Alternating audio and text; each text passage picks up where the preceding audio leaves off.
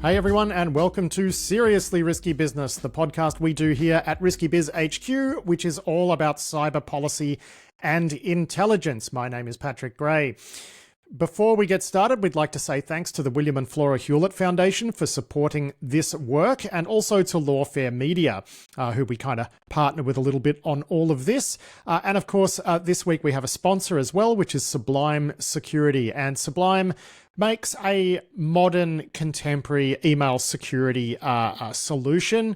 So I guess it's just like the next iteration of all of that stuff. It's much more adaptable to individual environments. You can crack the hood and make changes to it yourself, which you can't really do with a lot of the enterprise email security gateways.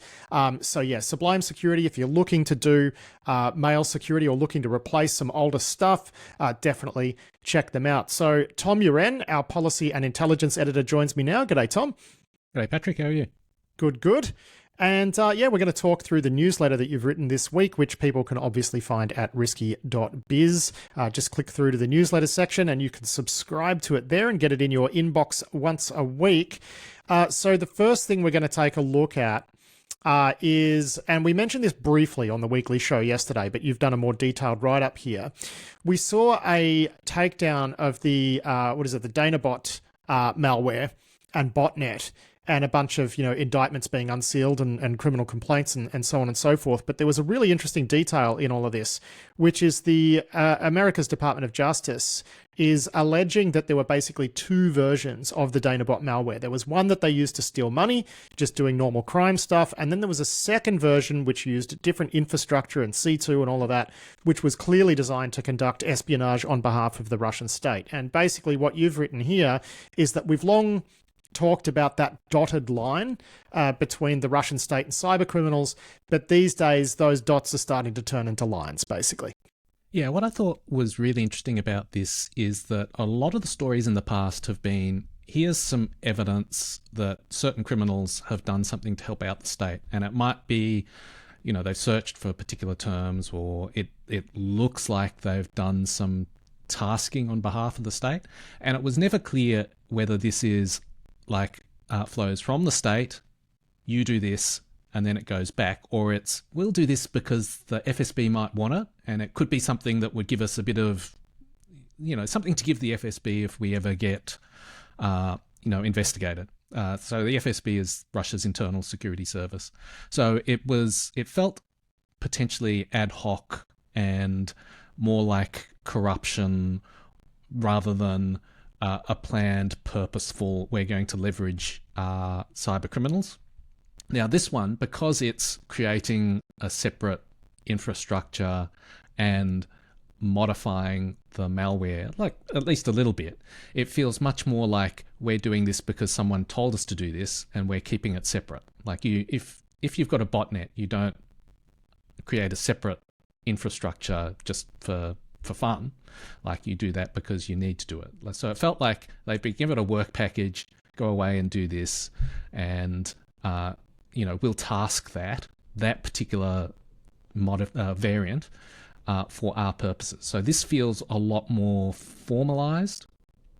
Now it's not clear to me exactly how much extra work it is, whether it's a little bit or a fair bit, but it to me, it felt significant that there was a difference between the previous examples I've heard of and this one. And so the infrastructure was different. It's set up to record everything that victims do on their computer, whereas the criminal variant had that as an option. But it seemed like this is something that a state would want all the time. And also the targeting was very different. So it was targeted at basically government, military, law enforcement, that kind of thing.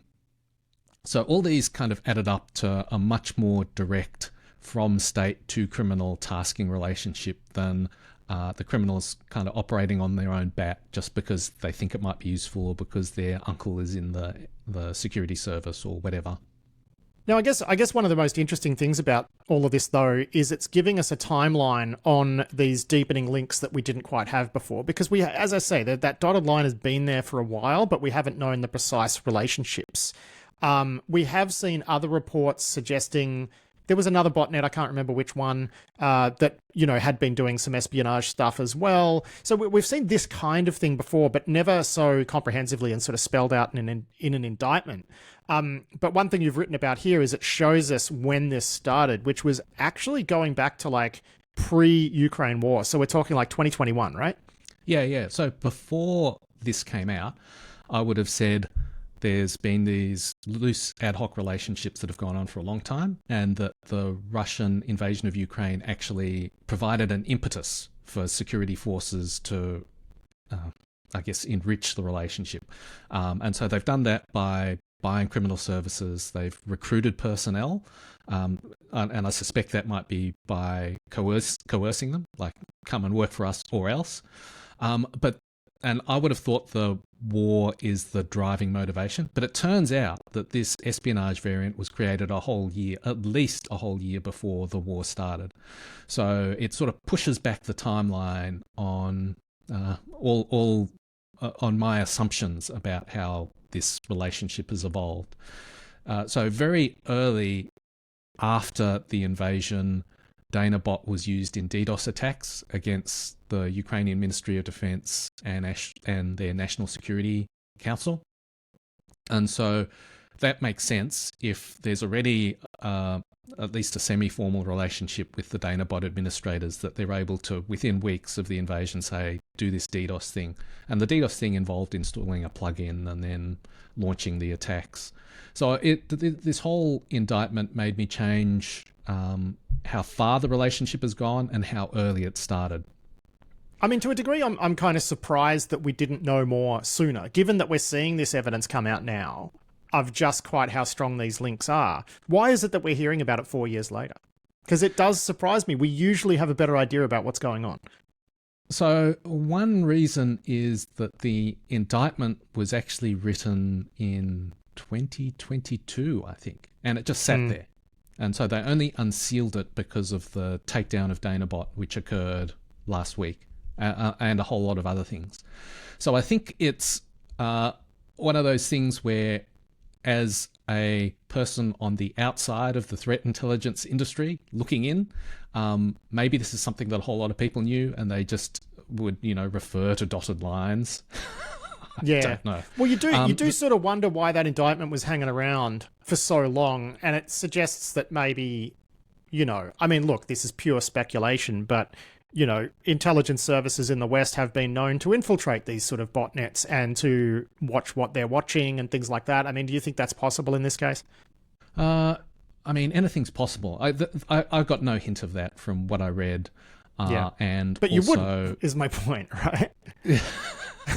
like sometimes you get a feeling just based on how much they know, and to me everything in there seemed consistent with looking at forums, maybe infiltrating what's the word, chat groups and stuff like that, but not actually getting onto the DanaBot. Well, the biggest thing that they did do was that the DanaBot administrator infected their own computer.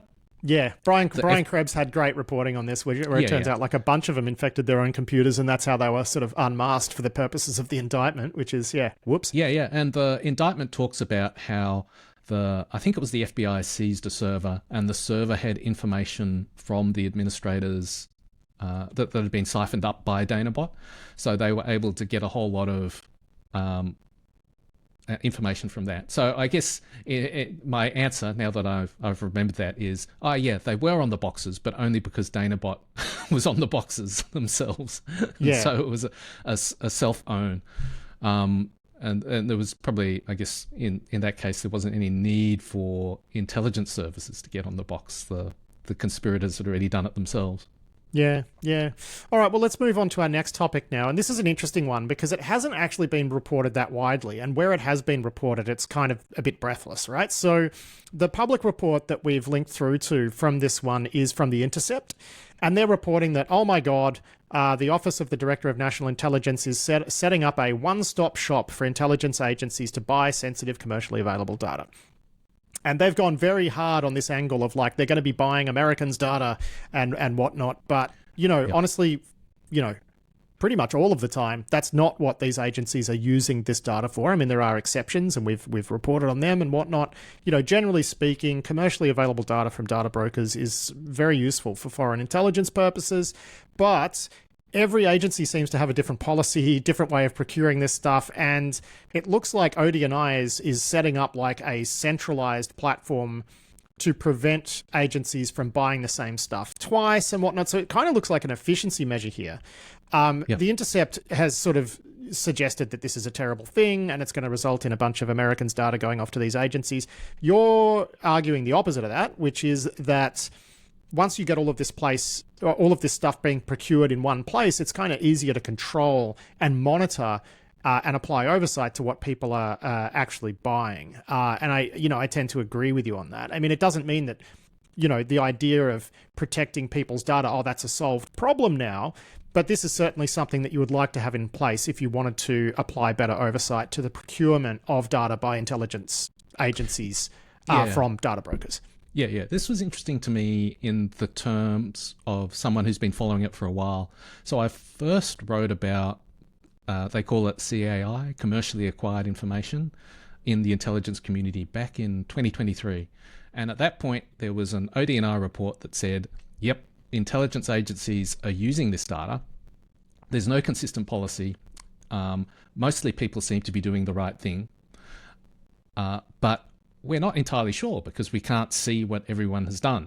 I guess the feeling I got was, look, we've asked around and this is what people tell us and this seems fine, but we can't guarantee that every single use of CAI is totally fine. And so it felt like a bit of a haphazard mishmash where people are trying to do the best that they can, but they've come up with different, I guess, policy answers based on per agency. Now, it turns out that a year later, after that report, the ODNI came out with a community-wide policy. And the policy is pretty sensible. It's, this stuff can be valuable. We've got to consider privacy and civil liberties. That's very important. And some data is more sensitive. So if you first of all, you have to have a need to use it. It has to satisfy an IC mission. And if it's sensitive, we need all these extra protections. Plus, there's got to be a report to the public that says this is what we're using this data for. And so that, to me, actually seems fair enough. It would seem ridiculous to say that there's all this commercially available data available to everyone except for people in the US intelligence community. So that seems to strike a balance. Now, the next part would be, well, okay, we've got this policy that seems fair enough. How do we get that data so that every agency isn't buying it for itself and trying to manage it separately in different silos? So this is really what it's all about. And it's also, there's this quite interesting problem that you can buy data, I guess, at different levels, where you can buy it from one vendor and then another vendor takes that, munges it with something else and creates a slightly different product, which is in some sense duplication. And so the idea is that if you centralize all the purchasing and you say to that organization or that body or that function, make sure that we're getting the best value for money for what we need to do. You remove the duplication, you stop buying the same thing twice, you get a more consistent product, and it's also easier to make sure that privacy and civil liberties are protected. And that seemed fair enough to me. Yeah. I think the big concern is that the Trump admin does not give us the warm and fuzzies that they care all that much about oversight. I think to the administration, they feel that oversight is an encumbrance rather than an enabler. My view would be is that oversight is a long-term enabler of getting stuff done. And so that's, I suppose, the worry. I think the intelligence community has a very long history of enacting policy and following policy. It's been beaten into them over 10 or 20 years. Longer.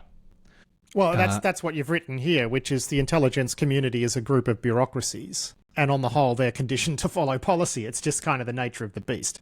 Yep. And because they're so large, that's not something that changes overnight. So I think that actually having this kind of data Going to those organizations in a centralized fashion actually makes sense. It would be easier to see where that data is being used, what purposes it's used for. It actually makes oversight easier.